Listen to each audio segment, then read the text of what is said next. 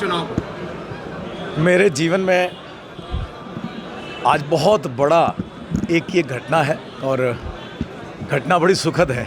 अभी हमें आगे बहुत जाना है, 23 दिन का अभी चुनाव और है, बहुत मेहनत करनी है ज़मीन पर।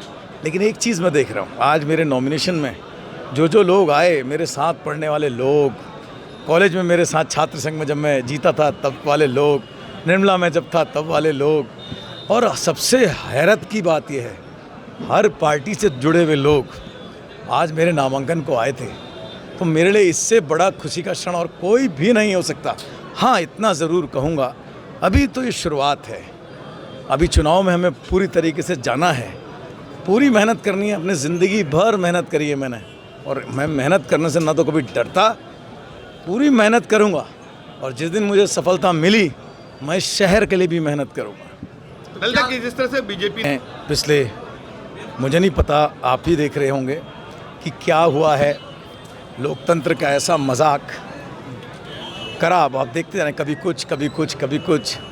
जो भी हुआ है, अब उनके प्रत्याशी मैदान में हैं, तो मैं कोई ऐसी टिप्पणी तो नहीं करूंगा। लेकिन कॉलेज महाविद्यालय में वो मेरे अपोजिशन में हम दोनों ने चुनाव भी लड़ा है, और अपार्ट फ्रॉम पार्टी वो मेरे मित्र भी हैं।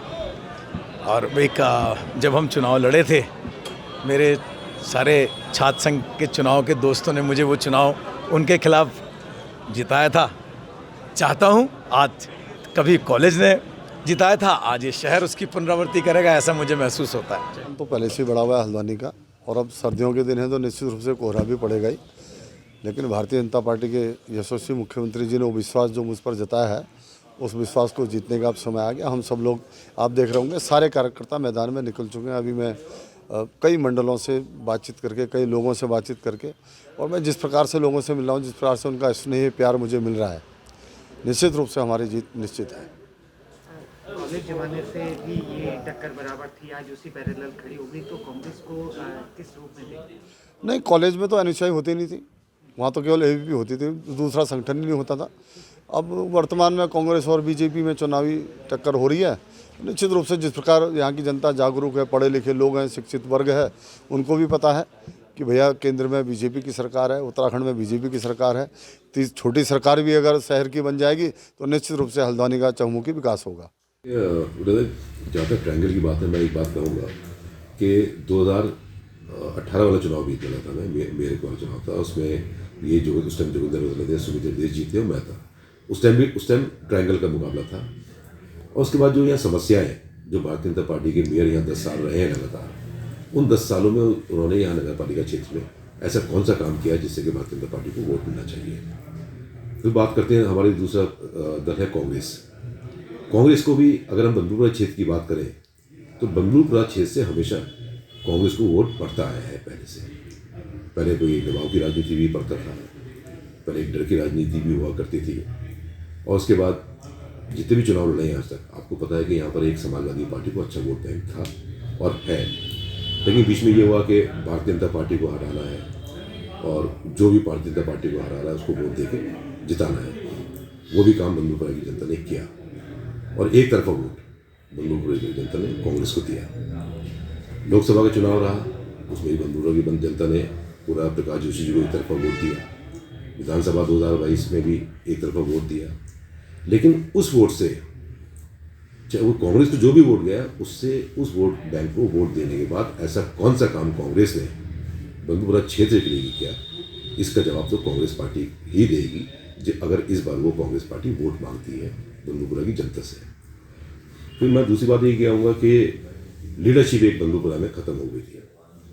मैं शुक्रिया अदा करता हूँ बड़े भाई मतीन सिद्दीकी जी का, जो कल उन्होंने मेरे को भरोसा जता के साथ में बैठ के मेरे साथ में नॉमिनेशन कराया, मेरे प्रस्तावक बने, और 1 और 1 11 होता है। जब 1 और 1 11 हो गए, सिर्फ इस चीज़ के लिए कि जिस तरीके से भारतीय जनता पार्टी हमेशा उस चीज़ का फ़ायदा उठाती थी, कांग्रेस इसलिए वोट ले आती थी कि हमें भारतीय जनता पार्टी को रोकना है, तो कांग्रेस को भी दे के देख लिया है, सबको वोट दे के देख लिया। तो इस बार जैसे 2013 में एक बार चुनाव हुआ था तो सिर्फ 1400 वोट से सीट हारी थी।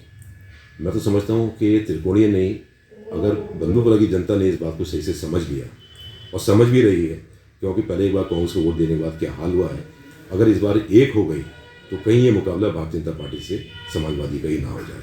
मुझे तो ये पूरी उम्मीद है कि हमारा तो मुकाबला हमारी लड़ाई कांग्रेस से नहीं है, हमारी लड़ाई भारतीय जनता पार्टी से है। और भारतीय जनता पार्टी से 10 साल के कार्य का हिसाब मांगा जाएगा। इन 10 सालों में भारतीय जनता पार्टी ने ऐसा कौन सा काम किया है जिससे वो दोबारा मेयर की सीट पर बैठना चाहती है।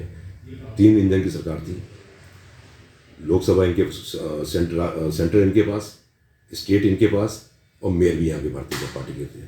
तो तीनों चीज़ों के होने के बावजूद ये कि यहाँ के लिए काम नहीं कर पाए, जिसका 2000 करोड़ रुपये प्रधानमंत्री मोदी जी ने इनको दिया था, उस 2000 करोड़ रुपये का भी अब तक क्या किया उसके हिसाब से मांगा जाएगा। ये पब्लिक के साथ मांगेगी। हल्द्वानी की अगर बात करें तो मैं समझता हूँ कि ये क्षेत्रीय चुनाव है। इस चुनाव के अंदर आपको कोई पार्टी की राजनीति, पार्टी के वोट बैंक के लिए आदमी मेयर नहीं बैठता। मेयर बैठता है शहर की समस्याओं को लेकर, हर आदमी को एक नज़र से देखता है, चाहे उसने उसको वोट दिया है चाहे उसने वोट नहीं दिया है। मेयर किसी पार्टी का नहीं रहता। जब मेयर बन जाता है तो उसको सबको एक ही समान, एक ही नज़र से देखना चाहिए। उसमें धर्म और जाति नहीं देखनी चाहिए, उसमें छोटा बड़ा नहीं देखना चाहिए। मैं इतना ही मानता हूँ कि अगर मुझे ये मौका हल्द्वानी की जनता ने दिया तो मैं ये वादा ज़रूर करता हूँ कि सबसे पहले तो वो चीज़ खत्म करूँगा, प्रथा खत्म करूँगा कि अपनों की ठेकेदारी का जो सबसे बड़ा प्रश्न है वो ठेकेदारी का है यहाँ पर। और उन प्रत्याशियों का आप अगर रिकॉर्ड उठा के देखोगे, 10 साल पहले का क्या था और 10 साल के बाद क्या है, तो सबके सामने है। आप लोग भी सब जानते हैं।